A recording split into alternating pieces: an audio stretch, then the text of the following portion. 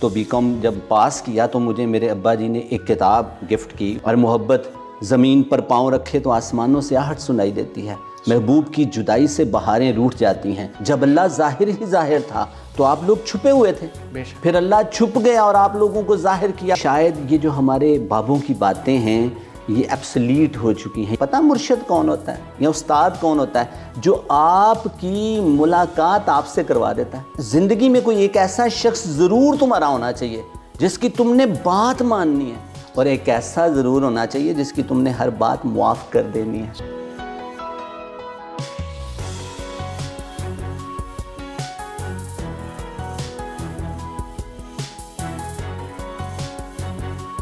السلام علیکم ناظرین، شیئرنگ آف پروفیشنل وزڈم کے ساتھ میں ہوں آپ کا میزبان علی رحمان خالد۔ ناظرین، جیسا کہ آپ جانتے ہیں ہم ہمیشہ ایسی سٹوریز آپ کے ساتھ شیئر کرتے ہیں جن میں سیکھنے کے لیے بھی کچھ ہوتا ہے، اور آج جو مہمان خاص طور پہ ہمارے ساتھ موجود ہیں وہ بنیادی طور پہ تو ایک ٹیچر ہیں، اور یہ اپنے آپ کو ٹیچر کہلوانا اور ٹیچر کے لقب کو ہی پسند کرتے ہیں، لیکن اس کے ساتھ ساتھ یہ ایک کوچ بھی ہیں، ٹرینر بھی ہیں، اسپیکر بھی ہیں۔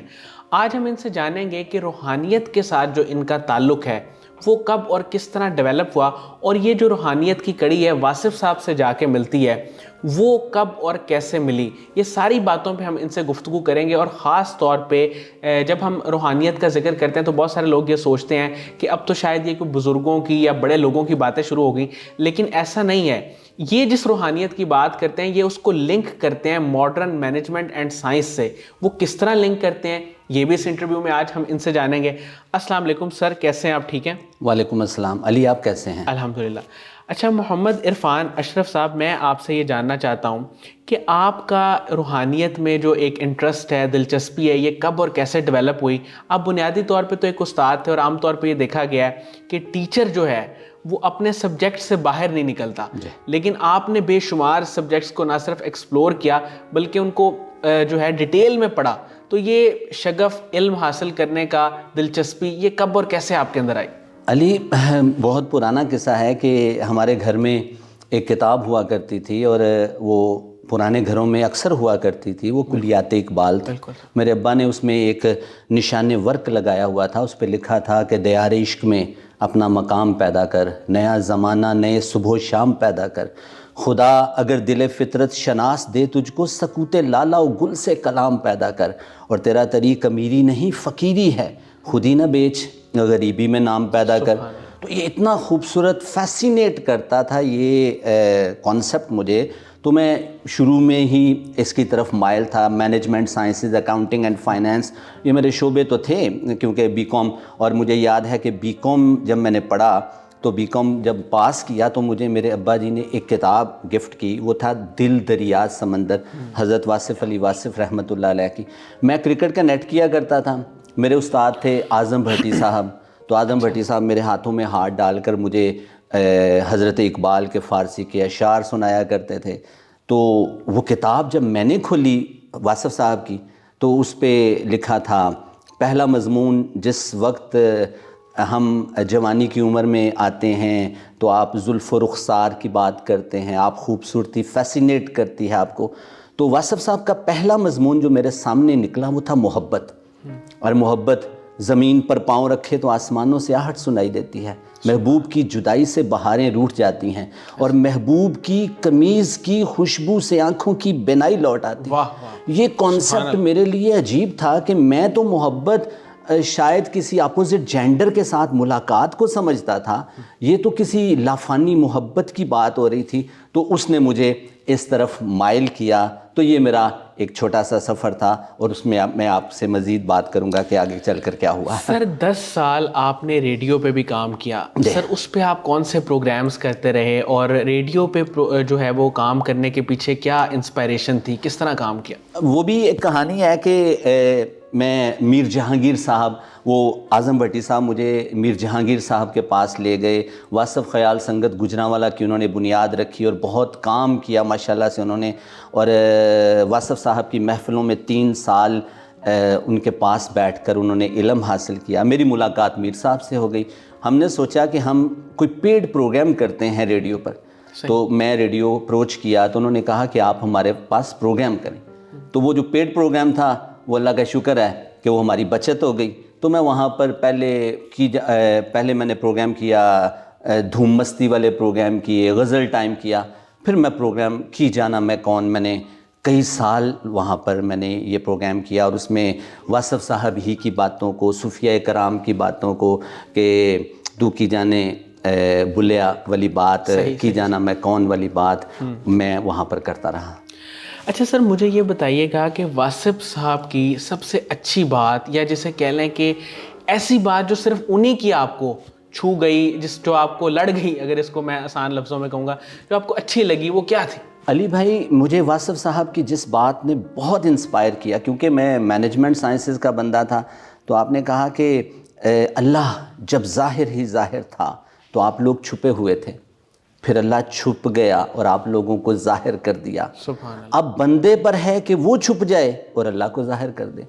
اس ایک فکرے میں کریشن آف یونیورس سے لے کر آبجیکٹیو آف لائف تمام چیزیں موجود ہیں۔ جب اللہ ظاہر ہی ظاہر تھا تو آپ لوگ چھپے ہوئے تھے، پھر اللہ چھپ گیا اور آپ لوگوں کو ظاہر کیا۔ بگ بینگ تھیوری، اللہ نے کن کہہ کر فیکون کیا اور یہ ساری کائنات تخلیق ہو گئے۔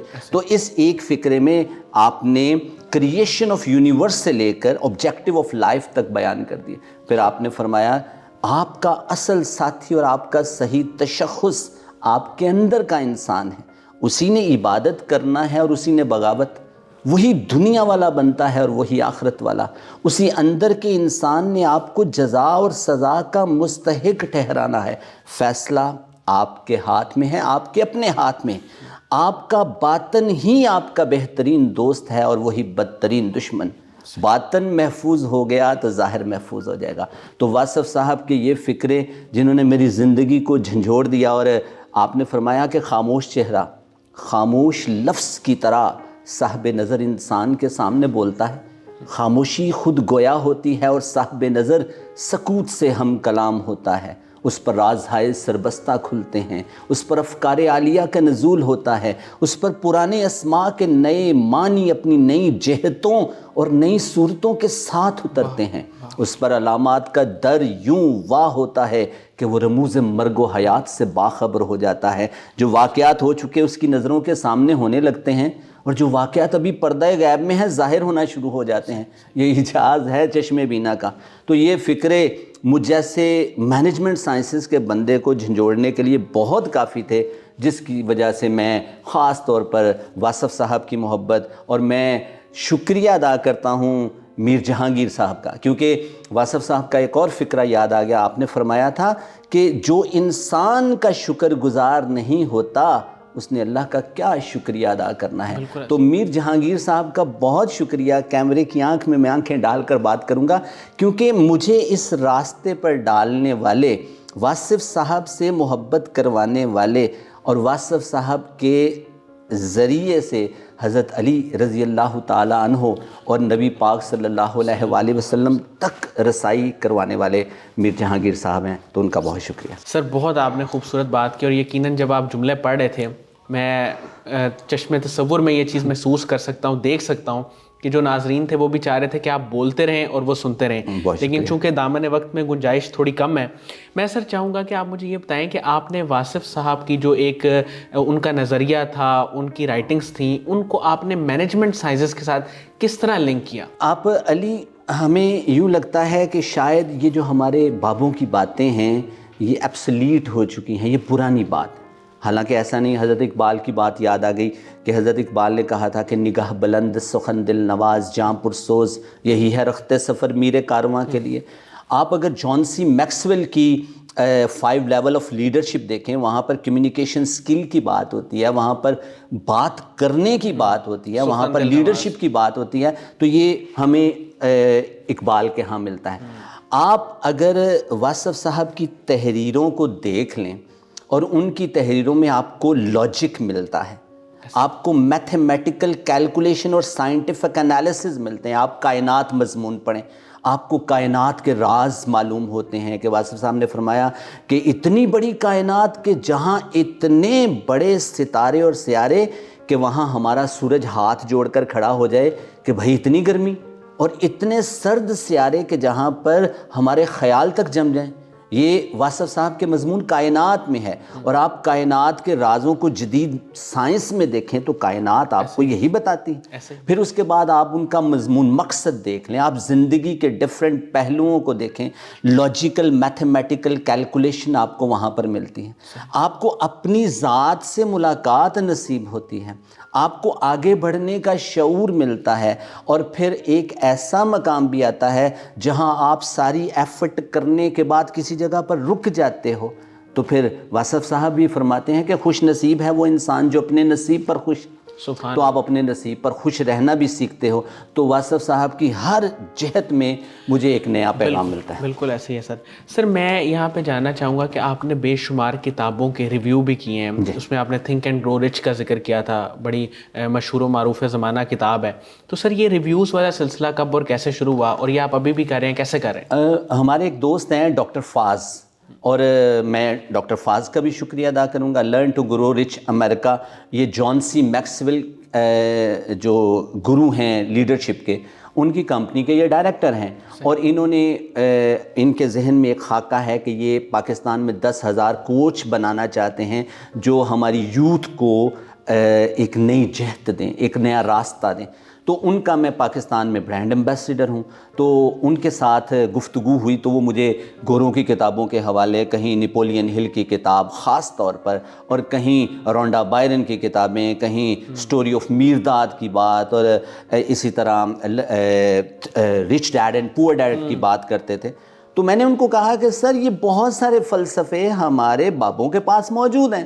انہوں نے کہا چلو آؤ پھر ایک پروگرام کرتے ہیں۔ پھر ہم نے ایک پروگرام سٹارٹ کیا فیس بک لائیو میں، اس میں میں وہ مینجمنٹ سائنسز کی بات کرتے تھے، میں اسی کانسیپٹ کو اپنے بزرگوں کی باتوں کے ساتھ، مثال کے طور پر آپ رومی کو دیکھیں، رومی کی ملاقات شمس تبریز سے ہوتی ہے، اور شمس تبریز کی ملاقات میں ہمیں ایک واقعہ بتایا جاتا ہے کہ وہ پانی میں کتابیں پھینکیں اور کتابوں کو جھاڑا، اس سے مٹی نکل رہی تھی۔ آج کی جدید دنیا کا لاجک کا بندہ کہتا ہے یار یہ کیسے ممکن ہے؟ تو میں صرف اتنی بات کرتا ہوں کہ رومی کی NLP کر دی تھی شمس تبریز نے۔ تو آپ جدید مینجمنٹ نیورو لنگوسٹک پروگرامنگ کا جو کانسیپٹ شمس تبریز نے کیا تھا، کیا وہ ایک ملاقات میں، جس کو حضرت اقبال نے کہا تھا کہ کوئی اندازہ کر سکتا ہے اس کے زور بازو کا کہ نگاہ مرد مومن سے بدل جاتی ہیں تقدیریں؟ یعنی جس کے نگاہ میں اتنی طاقت ہو، اس کے ہاتھ میں کتنی طاقت ہوگی؟ تو یہ باتیں پھر ہم نے مل کر ایک پروگرام کیا، اور وہ فیس بک پر آج بھی موجود ہے، اور ہم اس طرح کے بہت سارے پروگرام آج بھی کر رہے ہیں۔ سر یوتھ ہماری جو ہے وہ آج کل بہت پریشان ہو جاتی ہے، اس کو سمجھ نہیں آتی کہ ہم اپنی زندگی میں کیا کریں، کس طرح کوئی پازیٹیو ویلیو ایڈ کریں۔ اچھا، یوتھ کا پریشان ہونا ایک حد تک جائز بھی ہے کہ شاید انہیں ڈائریکشن نہیں مل پاتی، انہیں سمجھ نہیں آتی کہ ہم کس طرح سے کچھ کریں۔ نیت ان کی اچھی ہے، وہ اپنے ملک کے لیے مذہب کے پیراڈائم میں رہتے ہوئے چیزوں کو سیکھنا بھی چاہتے ہیں، کرنا بھی چاہتے ہیں، لیکن ڈائریکشن اس پہ میں چاہوں گا کہ آپ بتائیں وہ کیا کریں۔ علی یار، میں سمجھتا ہوں کہ پاکستان کا جو سب سے بڑا ریسورس ہے وہ ہیومن ریسورس ہے، اور ہیومن ریسورس میں if I am not wrong 40 to 50% youth ہے، اور وہ یوتھ جس کے پاس پیشن ہے لیکن ڈائریکشن کی کمی ہے۔ لیکن آج کل میں جس ادارے میں آج بیٹھا ہوں، اور میں قاسم شاہ صاحب کا بہت شکریہ ادا کروں گا کہ یوتھ کو ایک نئی ڈائریکشن دینے میں، ان کو وہ ویژن دینے میں کہ یار آپ کے اندر جو کیپیسٹی ہے، اور جس کے بارے میں اقبال نے کہا تھا کہ میں ہی تو ایک راز ہوں سینہ کائنات میں، اس سینہ کائنات کا راز اس تک آشکار کرنے میں قاسم شاہ فاؤنڈیشن کا بڑا ہاتھ ہے کہ آپ لوگوں نے، خاص طور پر شاہ جی نے، بچوں کو، ینگ جنریشن کو ان کا بھولا ہوا سبق یاد کروایا ہے، اور ان کو کہا ہے یہ غازی یہ تیرے پراسرار بندے جنہیں تو نے بخشا ہے ذوق خدائی، دو نیم ان کی ٹھوکر سے صحرا و دریا، سمٹ کر پہاڑ ان کی ہیبت سے رائی، دو عالم سے کرتی ہے بیگانہ دل کو عجب چیز ہے لذت آشنائی، اور آشنائی کروائی ہے۔ جدید مینجمنٹ سائنسز پڑھا دی ہے شاہ جی نے، اور جدید بچوں کو اس فاؤنڈیشن نے روحانیت کے ساتھ کہیں نہ کہیں کنیکٹ ضرور کیا، اور میں ان کا شکریہ اس لیے بھی ادا کرنا چاہوں گا کہ انہوں نے واصف علی واصف رحمۃ اللہ علیہ کی تعلیمات کو بڑے سادہ انداز میں لوگوں تک پہنچانے میں اپنا بہت کردار ادا کیا. تو hats of two Qasim Ali Shah. مجھے یہ بتائیے گا کہ انسان کی زندگی میں، ایک عام انسان کی زندگی میں گائیڈ اور مینٹور کی کتنی اہمیت ہوتی ہے؟ علی بہت زیادہ. میں سمجھتا ہوں کہ اس کے بغیر گزارا ہی نہیں ہے، کیونکہ آپ نے آج بھی نماز پڑھی ہوگی، اور آج نماز پڑھتے ہوئے آپ نے کہا تھا کہ اہدنا الصراط المستقیم صراط الذین انعمت علیہم غیر المغضوب علیہم ولا الضالین. آج بھی آپ نے راستہ مانگا تھا ان لوگوں کا جن پر انعام ہوا ہے، اور وہ انعام یافتہ لوگ جو ہوتے ہیں وہ مینٹور ہوتے ہیں، وہ گائیڈ ہوتے ہیں، وہ کوچ ہوتے ہیں. اور اگر کوچ آپ کو اویلیبل نہیں ہے تو آپ یوں سمجھیں کہ ایک گاڑی ہے اور اس کا ڈرائیور نہیں ہے، یا ایک مجھے بانگ درا یاد آ گئی، اور بانگ کہتے ہیں اذان کو، اور وہ درا جہاں پر لوگ راستے میں رکے ہوئے تھے، اور وہ اذان دینے والا اذان دیتا ہے کہ بھائی یہ رکنے کا راستہ نہیں ہے، یہ آگے چلنے کا راستہ ہے. تو وہ مینٹور جو ہوتا ہے وہ آپ کی زندگی کی جہت بدل دیتا ہے. اور واصف صاحب نے فرمایا تھا کہ پتہ مرشد کون ہوتا ہے یا استاد کون ہوتا ہے؟ جو آپ کی ملاقات آپ سے کروا دیتا ہے، جو آپ کا جوہر آپ کے سامنے لا کر کھڑا کر دیتا ہے. تو یار اس کے بغیر تو گزارا نہیں. آپ نے دعا مانگی تھی تو اللہ نے کہا تھا کہ یار یہ لوگ ہیں واصف علی واصف رحمۃ اللہ علیہ جیسے، اقبال جیسے، شمس تبریز جیسے، اور منصور حلاج جیسے، اور بے شمار لوگ ہیں جو آپ کی رہنمائی کرتے ہیں اور ان کا راستہ. اور جدید دور میں آپ جان سی میکسویل کو اپنا گرو مان لیں، آپ رابن شرما کو مان لیں، آپ اسٹیفن ہاکنگ بلیک ہول پر جو کام کیا ہے آپ اس پر ریسرچ کریں، آپ مینجمنٹ سائنسز کے ساتھ ان چیزوں کو ملا کر پڑھیں، انشاءاللہ آسانی ہوگی. اور ضرور کوئی نہ کوئی گرو، کوئی نہ کوئی مینٹور، کوئی نہ کوئی استاد اپنی زندگی میں شامل کریں. کیونکہ واصف صاحب نے کہا تھا کہ دیکھو زندگی میں کوئی ایک ایسا شخص ضرور تمہارا ہونا چاہیے جس کی تم نے بات ماننی ہے، اور ایک ایسا ضرور ہونا چاہیے جس کی تم نے ہر بات معاف کر دینی ہے. سبحان اللہ، سبحان اللہ.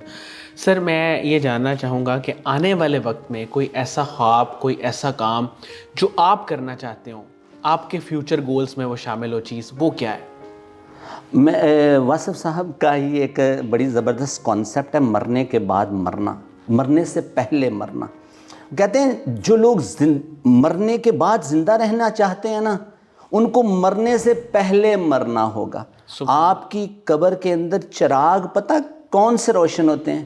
آپ زندگی میں جتنے دل روشن کرتے ہیں، آپ زندگی میں جتنے لوگوں کے لیے آسانیاں تقسیم کرتے ہیں، اتنے ہی آپ کی قبر کے چراغ روشن ہوتے ہیں. تو میرا یہ خواب ہے کہ میں جب اس دنیا سے رخصت ہو جاؤں تو ادھر سے آواز آئے کہ وہ حضرت اقبال نے کہا تھا تو غنی از ہر دو عالم من فقیر، روز محشر عذر ہائے من پذیر، ور حسابم رات بینی ناگزیر، از نگاہ مصطفیٰ پنہا بگیر.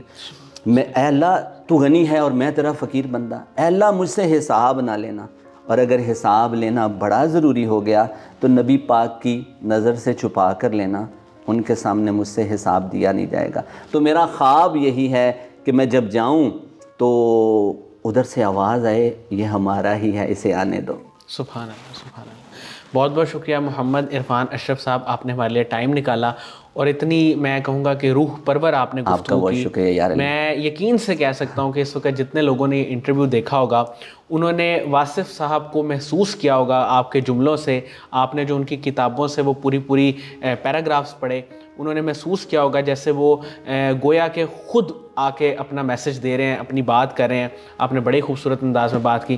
ناظرین مجھے امید ہے کہ اس انٹرویو سے آپ کو بہت فائدہ ملا ہوگا، اور خاص طور پہ جو ایک ربط ہے علم کا، علم سے جو ربط ہے، ماڈرن ٹیکنالوجی کا، ماڈرن علم کا، جو ہمارے اسلاف کے ساتھ، اسپرچویلٹی کے ساتھ، روحانیت کے ساتھ جو ایک ربط ہے، اس کو بڑے ہی خوبصورت اور آسان انداز سے انہوں نے جو ہے وہ پیش کیا، بتایا اور ارشاد فرمایا. اس کے ساتھ ہی اجازت چاہوں گا، انشاءاللہ دوبارہ حاضر ہوں گے ایک نئے انٹرویو کے ساتھ. اس اپنے پن کے ساتھ اجازت دیجیے کہ اپنا بہت ہی خیال رکھیے گا. اللہ حافظ.